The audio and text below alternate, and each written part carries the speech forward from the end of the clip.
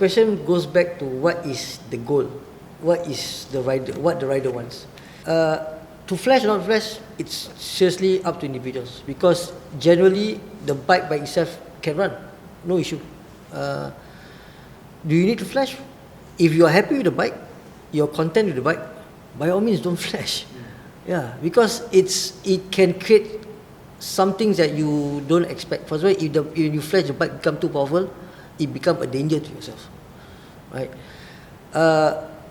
So in a way, if you feel that you need some areas to be improved, then yes, these are the options.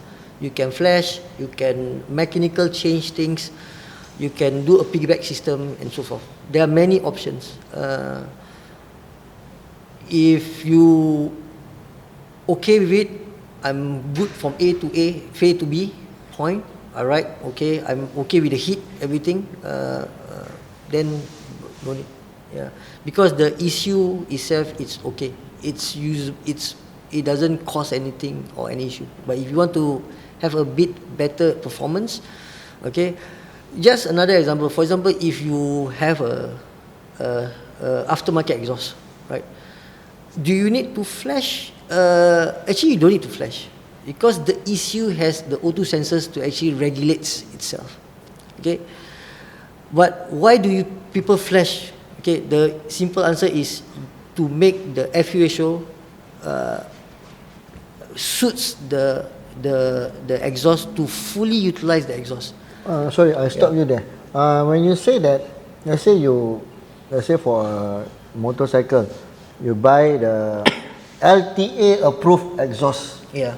You put onto your motorcycle, and you told me you no need to flash lah, because the ECU inside the bike will start to what? Regulate. Self-regulate. Yeah. But my question is, do this ECU regulate? Do they have a parameter that they just regulate on the stock exhaust, or they can actually accommodate to aftermarket exhaust? And if they cannot, should flash be the better option? I didn't say it cannot, because nowadays there are bikes that comes with two O2 sensors.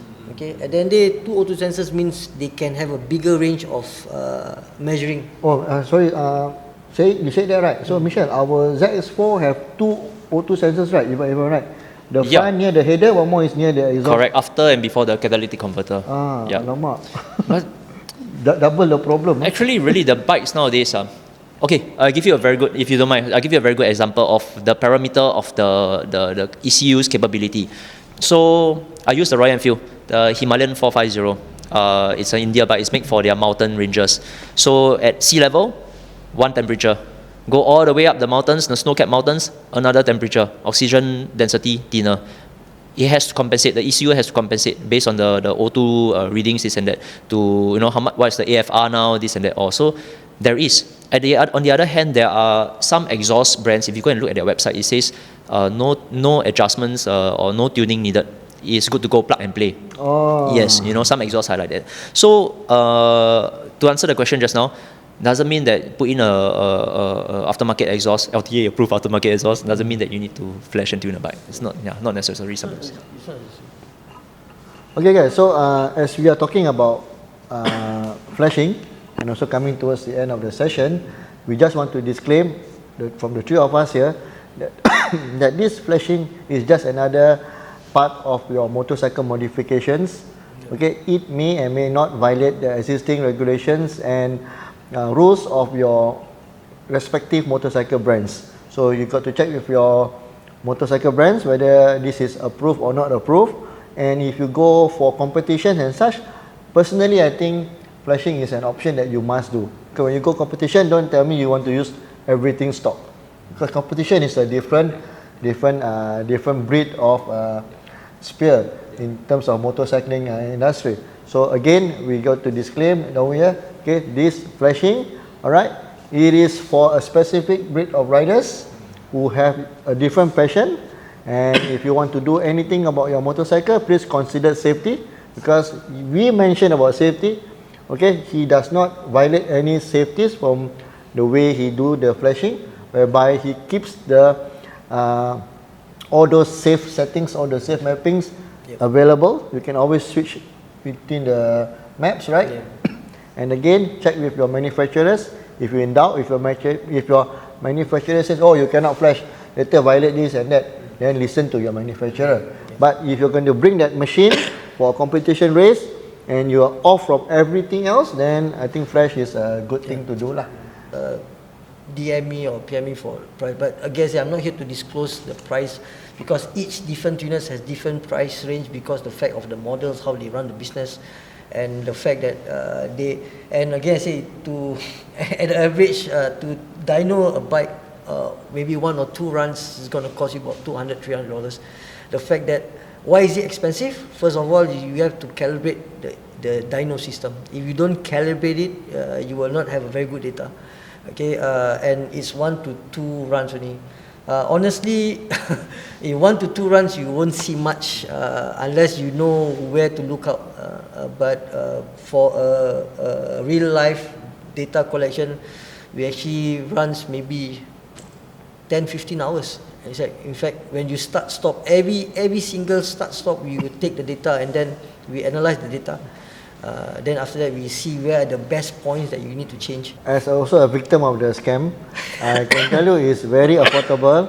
Okay, in fact, let's say you buy tires, a little bit more, something like that lah. Not so expensive.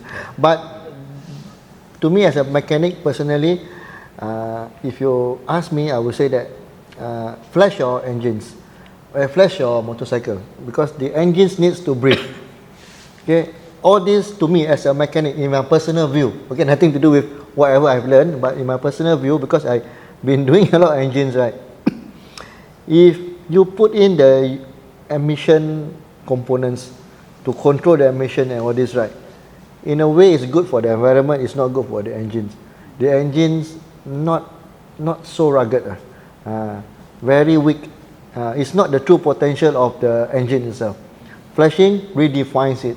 It doesn't make a new engine out of it, no, but it redefines the power. That's the correct term, right? So if you have a purpose for flashing, by all means you can approach Mr. Turtle here. Again, we disclaim that whatever you want to do, flashing, change your fender bar, change your tires, sprocket, all this, check with the manufacturers, because all this may and may not violate the regulations of the brands. Okay guys, so thank you so much. If there's no more questions, we have to end these sessions. But before we end, I got somebody DM me. You ask everybody down here lah. Do you think by 2023 and above we will all switch to EV motorcycles? 23 or 20? 2030. Sorry, 2030. Do you think that we will eventually go to EV? Now we ask the audience first. Audience, you think from 2030 and above, we will be eventually going to be EV in Singapore context? Yes or no? No. Okay, who say no?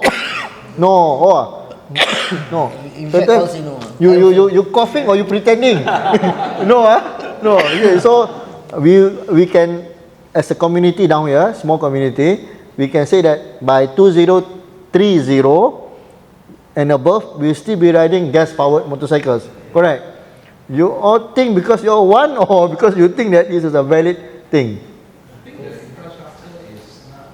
This podcast will be shared at Mechanic Bar TikTok, Mechanic Bar YouTube, and Mechanic Bar Facebook group. Okay, you all guys will be made known to it lah. Alright, so again, thank you so much and enjoy your pizza. Okay guys, please eat your pizza. Makan first. Hungry lah, cannot tahan already.